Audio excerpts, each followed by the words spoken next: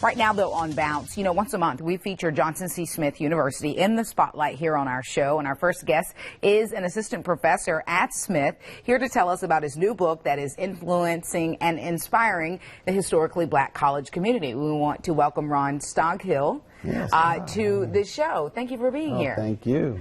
He is the author of this book, Where Everybody Looks Like Me, at the Crossroads of America's Black Colleges and Culture. You are an award-winning journalist, sir, an assistant professor, and now your book is being featured in newspapers and magazines nationwide. You have to be having a pinch me moment. I am. Thank you for having me.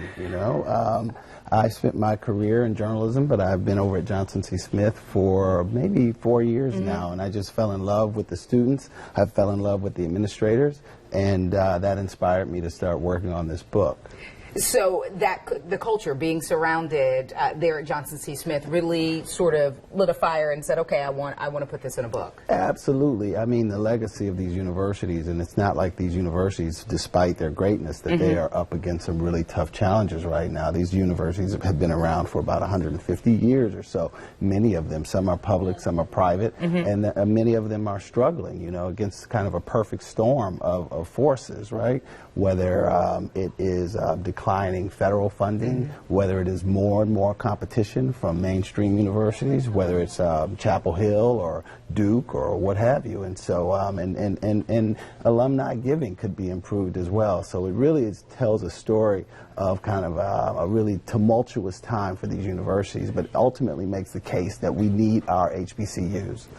And I think sometimes for people who haven't attended to an HBCU, they may not understand the advantages of being in an environment where everyone does look like you, which, your book is so aptly titled. Well, some could make a case that, in today's society where we're more and more diverse, that maybe we don't need to be somewhere where everyone looks like us. But I will say at a critical point in your development where one small poor decision can send you off on the wrong track, it's great to come into an environment that's nurturing, where there's great support that sort of sets you up for your future. Talk about the historical significance of HBCUs and how that plays into the relevance that they still have today. I mean, we're talking about, these are schools, again, that were formed right after slavery, and they have given birth to some of the greatest thinkers, some of the greatest entertainers, whether we're talking about a W.E.B. Du Bois, or whether we're talking about a Thurgood Marshall, or even an Oprah Winfrey or Spike Lee. They all came out of these schools, and so it's a great,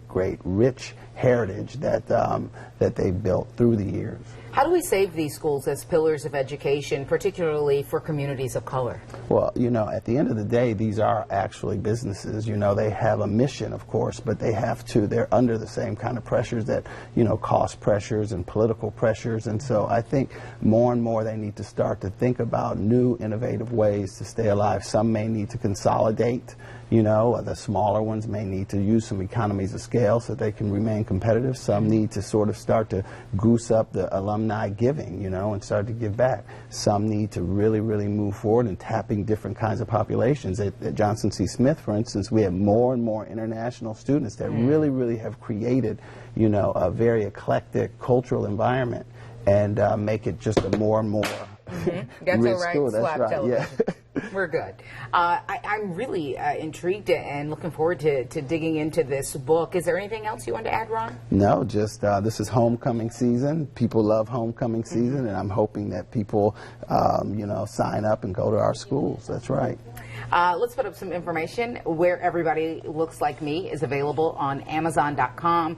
Just less than $20 as a hardcover. You can also download the Kindle version for just $13.99. You can also read more about the book in the November issue of Essence magazine. All of this information, though, is at WVTV.com. The Web Extra section right there on the homepage. Ron, we appreciate your time tonight. Thank you so much for coming out. It's Everything. A pleasure. Great pleasure. You're doing, even not only as an author, but molding young minds at Johnson C. Smith. Thank you very much. Delano? Time now.